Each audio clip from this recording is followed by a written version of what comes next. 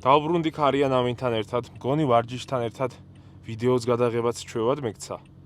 ფეხის დღე მაქვს და მძიმე წონებით ვარჯიშობ. ანუ ეტაპობრივად ვზრდი რა წონებს ნელ-ნელა. ანუ ერთიანად არ ვაკეთებ ეგეთ რაღაცას, რომ რაღაც დავიზიანო და დღეს ვაპირებ რამდენიმე ფეხის ვარჯიში განახოთ. ნუ ნახოთ რა გამოვა.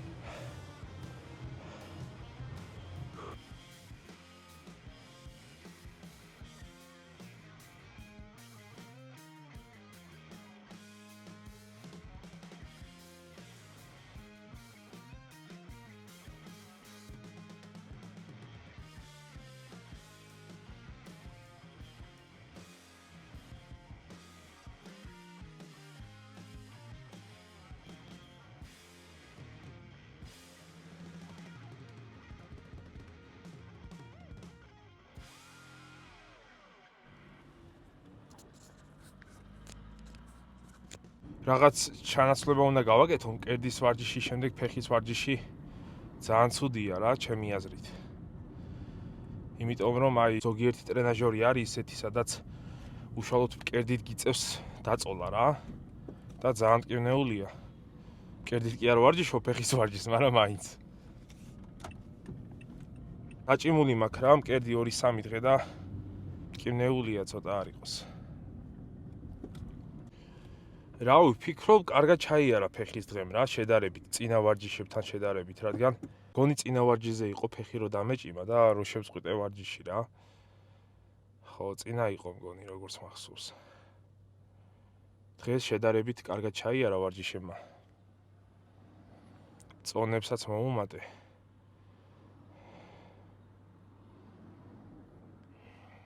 ახლა იმას ვფიქრობ, მთელი ეს დრო რა გავაკეთო რა. ანუ სანამ ზურგის დღე მოვა მანამდე. სადღაც 2 დღეში მოდის ზურგის დღეც რა. და მანამდე რა ვქნა არ ვიცი.